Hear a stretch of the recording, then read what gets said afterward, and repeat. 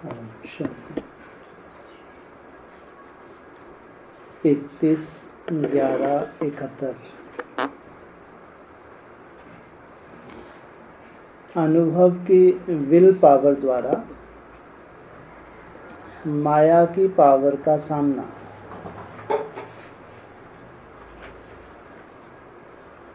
रूहानी ड्रिल जानते हो? जैसे शारीरिक ड्रिल के अभ्यासी 1 सेकंड में जहां और जैसे अपने शरीर को मोड़ना चाहें मोड़ सकते हैं, ऐसे रूहानी ड्रिल करने के अभ्यासी 1 सेकंड में बुद्धि को जहां चाहो जब चाहो उसी स्टेज पर उसी परसेंटेज में स्थित कर सकते हो।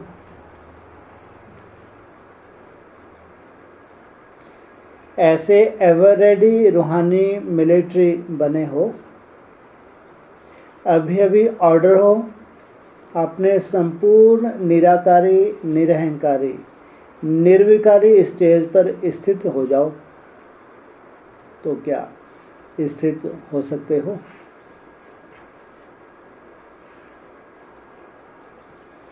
वह साकार शरीर, साकारी सृष्टि व विकारी संकल्प ना चाहते हुए भी अपनी तरफ आकर्षित करेंगे। ऑर्डर हो, निराकार स्टेज में स्थित हो जाओ। कितना टाइम लगेगा? 2-4 सेकंड, 10-20 सेकंड? कितना टाइम लगेगा? या 1 सेकंड में? कितना टाइम लगेगा? और 1 सेकंड में थोड़ी सी देर के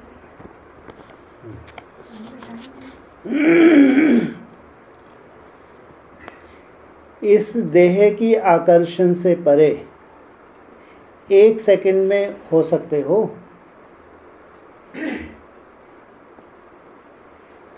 हार और जीत का आधार 1 सेकंड होता है। अगर डिटैच हो गया तो जीत गए, अगर टाइम लग गया, कुछ सेकंड लग गए या मिनट लग गए तो हार गए। तो 1 सेकंड की बाजी जीत सकते हो। ऐसे विजयी अपने को समझते हो? ऐसे सर्व शक्तियों के संपत्तिवान अपने को समझते हो? वह अभी तक संपूर्ण संपत्तिवान बनना है। दाता के बच्चे सदा सर्व संपत्तिवान होते हैं, ऐसे अपने को समझते हो? वह अभी तक 63 जन्मों के भक्तपन व भिखारीपन के संस्कार कब इमर्ज होते रहते हैं? 19 चल रहा ना, इसलिए पूछ रहे हैं बाबा। बाप की मदद चाहिए, आशीर्वाद चाहिए, सहयोग चाहिए, शक्ति चाहिए। चाहिए तो नहीं, चाहिए शब्द दाता विधाता वरदाता बच्चों के आगे शोभता है।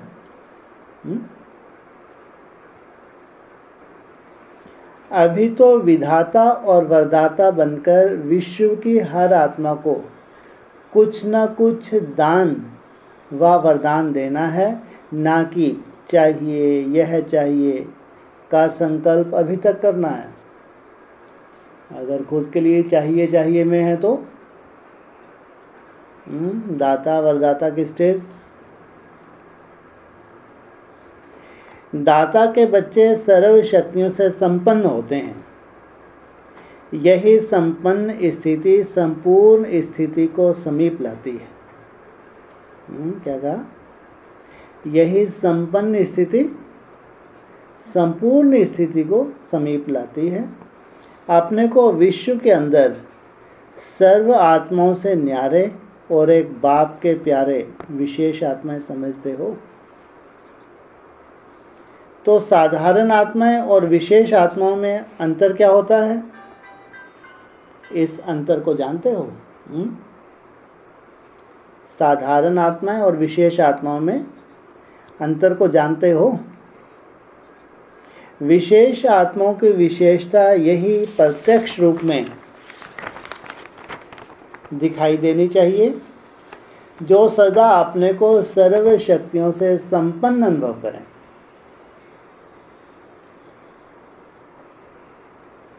जो गायन है, अप्राप्त नहीं कोई वस्तु, वह इस समय जब सर्व शक्तियों से अपने को संपन्न करेंगे, तब ही भविष्य में भी सदा सर्व गुणों से संपन्न, सर्व पदार्थों से भी संपन्न और संपूर्ण स्टेज को पा सकेंगे। इसलिए अपने को ऐसा बनाने के लिए ही विशेष भट्टी में आए हो। जो भी अपने में अप्राप्ति अनुभव करते थे, वह प्राप्ति के रूप में परिवर्तन हुए। कि अभी तक भी कोई अप्राप्ति अनुभव करते हो? यह प्राप्ति अविनाशी रहेगी ना।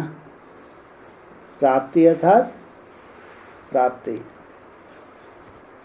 जब अनुभव स्वरूप बन गए तो अनुभव की बातें अविनाशी होती हैं। एक होता है सुनना सुनाना, दूसरा होता है अनुभव करना। तो अनुभव की बातें कैसी होती हैं? अविनाशी। सुनी हुई बातें वायुमंडल के प्रभाव के आधार पर प्राप्त हुई बातें व कोई श्रेष्ठ आत्माओं के सुनने के आधार पर उस प्रभाव के अंदर प्राप्त हुई बातें अल्पकाल की हो सकती हैं, लेकिन आपने अनुभव की बातें सदाकाल की अविनाशी होती हैं। वो है खुद की प्रॉपर्टी, जो अभ्यास के द्वारा खुद अनुभव कर रहे हैं। जिस स्वरूप में टिक रहे हैं, पीछे उठाओ और पीछे उठाओ, खड़े हो जाओ। और इधर जिनकी शक्ल नहीं दिख रही, इधर करो उनको।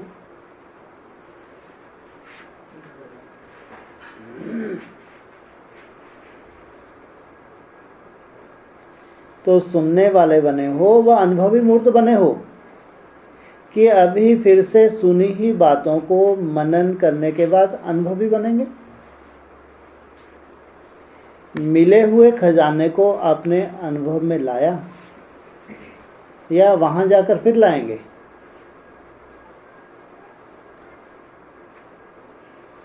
सभी से पावरफुल स्टेज है अपना अनुभव।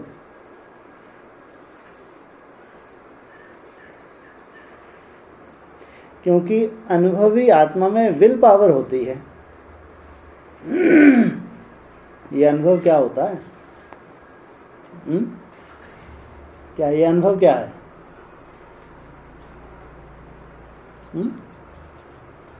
क्या है अनुभव?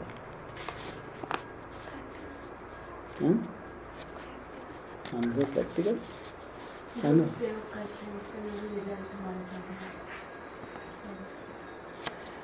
आप जो अनुभूति करते हैं, जिस रूप से करते हैं, वो क्या है? आप बीज रूप अवस्था में टिकते हैं, बिंदी रूप की अनुभूति करते हैं या किरणें फैलाते हैं, शांत स्वरूप स्थिति में टिकते हैं, ज्वाला स्वरूप स्थिति में टिकते हैं। अनुभूति नहीं होती? होती नहीं होती? अरे जिनको होती होगी तो ये अनुभव नहीं है। ऐसे अनुभव करते करते वो चीज़ परमानेंट आपके पास आ जाती है। ये हो गया आपका अनुभव। इसलिए कहा अनुभवी आत्मा में विल पावर होती है। अनुभव के विल पावर से माया की कोई भी पावर का सामना कर सकेंगे। अभी अभ्यास ही नहीं चाहिए बाबू को। अभी क्या चाहिए? हाँ, क्या चाहिए? अनुभव ही चाहिए। जिसमें विल पावर होती है वह सहज ही सर्व बातों का, सर्व समस्याओं का सामना भी कर सकते हैं और सर्व आत्माओं को सदा संतुष्ट भी कर सकते हैं। तो सामना करने की शक्ति से सर्व को संतुष्ट करने की शक्ति अपने अनुभव के विल पावर से सहज प्राप्त हो जाती है। तो दोनों शक्तियों को अपने अंदर अनुभव कर रहे हो। अगर दोनों शक्तियां आ गई तो विजयी बन जाएंगे। ऐसे विजयी बने हो। विजयी अर्थात स्वप्न में भी संकल्प रूप में हार ना हो।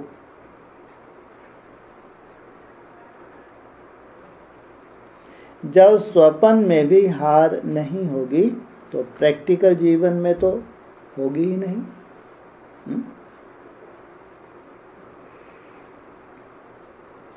ऐसे हर संकल्प, हर बोल, हर कर्म विजयी हो, अर्थात हार का नामो निशान नहीं। ऐसे संपूर्ण निशानी को एक सेकंड में अपना निशाना बना सकते हो। जैसे जिस्मानी मिलिट्री वाले एक सेकंड में अगर निशाना नहीं बना सकते तो हार खा लेते। निशाना ठीक होता है तो विजयी बन जाते। ऐसे अपने बुद्धि को इस निशाने पर एक सेकंड में ठीक टिका सकते हो। ऐसे एवर रेडी बने हो कि मेहनत करने के बाद निशाने पर स्थित हो सकते हो। एक सेकंड में हो तो यहीं पर हाथ खड़ा करने वाला।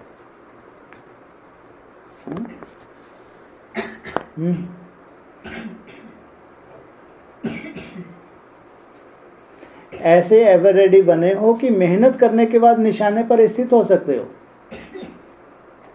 इधर संकल्प किया और उधर स्थित हुए। या फिर मेहनत 2-4 मिनट मेहनत लगे और ज़्यादा मेहनत लगे, कुछ सेकंड मेहनत लगे। ऐसे प्रयत्न करते करते विजय का सेकंड बीत जाएगा। फिर विजय माला के मन के कैसे बन सकेंगे? उस स्वरूप में टिकने की मेहनत कर रहे हैं। इधर माया हलचल ला रही है, माया व्यर्थ संकल्प ला रही है, खूब ला रही है, और टिकने की फिर कोशिश कर रहे हैं। खूब विकल्प चल रहे हैं या व्यर्थ चल रहे, टिक नहीं पा रहे। तो क्या हुआ? हार हो गई या जीत हुई? इसलिए जैसे निरंतर याद में रहना है वैसे निरंतर विजयी बनो।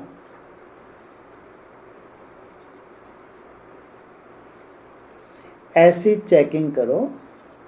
आज सारे दिन में संकल्प, वचन, कर्म, संबंध, संपर्क, स्नेह, सहयोग और सेवा में विजयी कहाँ तक बने?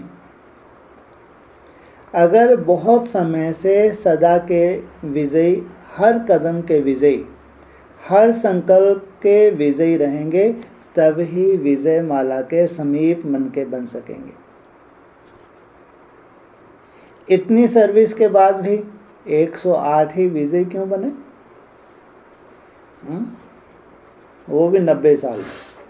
अभी कितने साल हो गए यज्ञ को? 80 साल हो गए। 90 साल में ये रिजल्ट आने वाली है। इतनी मेहनत करने के बाद, छोटी मोटी मेहनत है। राजा बनना कोई मासी का घर है क्या? ये कौन से राजा हैं? ये हैं जन्म जन्मांतर के, अधिकांश जन्मों के राजा। तो कैसे बने? इस पुरुषार्थ से ऐसे श्रेष्ठ बने तो बहुत समय से सदा के विजयी बनेंगे, तभी बहुत समय से यादगार बना सकेंगे। जितना पीछे जाके विजयी बनेंगे उतना यादगार भी छोटा या बड़ा। इसलिए अब क्या करेंगे? भट्टी का परिवर्तन यही करना है। जो बहुत समय से सदा के विजयी बन जाएं। जितनी जल्दी विजयी बनेंगे उतना ही लंबी प्रारब्ध भोगेंगे। ब्रॉड ड्रामा में भी वैसा ही होगा। ऐसे अनुभव अनेक आत्माएं आप लोगों द्वारा करके जाएं। यह मधुवन अव्यक्ति वतन से अव्यक्त स्थिति में स्थित रहने वाले अव्यक्त फरिश्ते व्यक्त देश में विश्व कल्याण के निमित्त आए हुए हैं। है कौन? व्यक्त हैं अव्यक्त हैं? क्या देखने में आए? ये अव्यक्त फरिश्ते हैं, आए हुए व्यक्त में हैं। आपके प्रवृत्ति वाले आप आत्माओं में ऐसा परिवर्तन अनुभव करें। इसको कहा जाता है भट्टी का परिवर्तन। नैन रूहानियत का अनुभव कराएं। चलन बाप के चरित्रों का साक्षात्कार कराएं।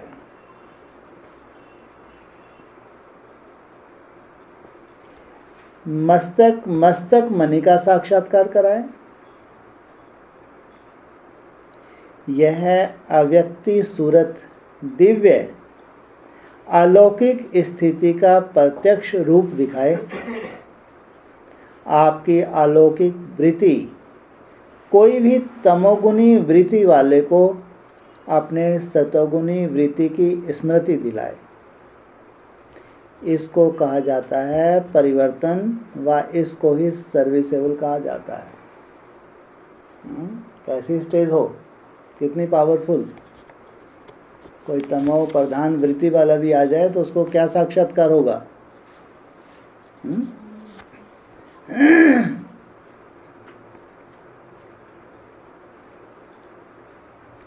जो हर कदम में सर्विस में तत्पर रहते हैं, ऐसे सर्विसेबल बने हो। ऐसे नहीं कि 4 घंटे की सर्विस करनी है, सदा के विजयी बनना है। सदा सर्विस में तत्पर रहने वाले सदा के सर्विसेबल का 1 सेकंड भी सर्विस के बिगड़ ना जाए।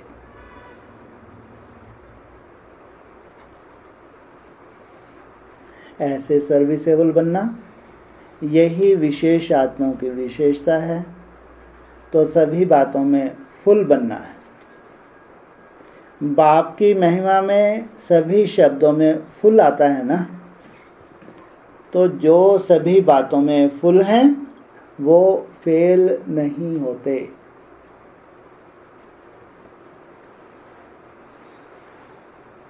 ना फेल होते हैं, ना कोई व्यर्थ बातें फील करते हैं। थोड़ी थोड़ी बातें फील करते हो ना, जो फुल होगा वह व्यर्थ बातों को फील नहीं करेंगे, ना फेल होंगे। कोई भी बातों की उसको फीलिंग भी क्या निशानी बताई? फीलिंग माना फेल।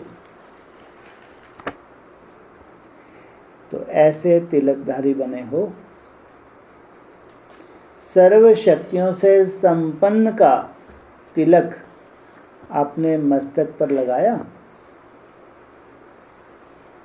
अगर यह तिलक जो सुनाया सदा मस्तक पर नहीं लगा हुआ है तो याद में भी याद के बजाय क्या करते हैं?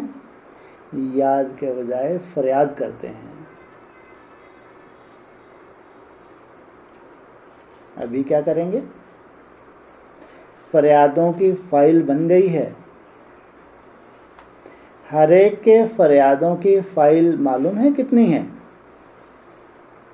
तो निरंतर याद में रहने से, निरंतर विजयी बनने से, निरंतर सर्विसेबल बनने से फरियाद करने की आवश्यकता ही नहीं।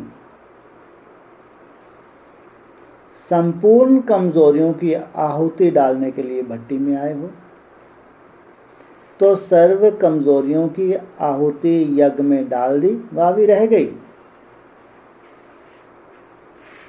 जबकि आहुति डाल देते हैं तो अंत में क्या कहते हैं? स्वाहा। फिर आप सभी स्वाहा हुए। जो स्वाहा हो चुके हैं वह बीती हुई बातों को स्वप्न में भी नहीं देख सकते। ऐसे स्वाहा हुए। हिम्मत और उल्लास, यह दोनों ही अभी के रिजल्ट में मेजॉरिटी में दिखाई देते हैं। इसी हिम्मत और उल्लास को सदा के लिए अपनी वृत्ति बनाना। धरती नरम भी है और फलीभूत भी है, लेकिन अपनी फलीभूत धरती में बीती हुई पास्ट जीवन के विकर्म और विकर्म के कांटे बोने नहीं देना। कांटों को बाप के सामने समर्पण किया। सर्व कांटे जो अब तक अंदर होने के कारण नुकसान करते हैं, वह अब बाप के सामने स्वाहा हुए। स्वाहा राख को भी कहते हैं। राख हुई चीज अथवा भस्म हुई चीज फिर कभी भी अपनी धरती में बोना नहीं, अर्थात स्मृति में नहीं लाना। जो दे दिया बाप को, उसको दोबारा स्मृति में नहीं लाना। स्वाहा अर्थात नाम निशान समाप्त। आज से ऐसे ही समझना कि मुझ तमोगुनी आत्मा के यह संस्कार नहीं, अर्थात यह मेरे संस्कार नहीं। मैं कहाँ जा रही हूँ? कौन सी दुनिया में? सतो प्रधान दुनिया में जा रही हूँ। तो जैसे दूसरे के संस्कारों को साक्षी होकर देखते हो, वैसे अपने तमोगुनी स्टेज के संस्कारों को भी ऐसे ही साक्षी हो देखना। इसको तो कोई अंडरलाइन नहीं करता। क्या कहा? हाँ। जैसे दूसरों के संस्कारों को साक्षी होकर देखते हो, इसका अपना पार्ट है, इसके अपने हिसाब किताब हैं, वैसे अपने तमो प्रधान स्टेज के संस्कारों को भी ऐसे साक्षी हो देखना। क्या मतलब हुआ?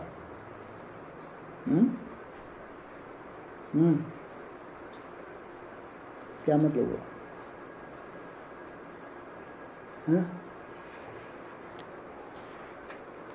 जो आपके तमो प्रधान संस्कार हैं, उनको साक्षी होके देखना। क्या मतलब?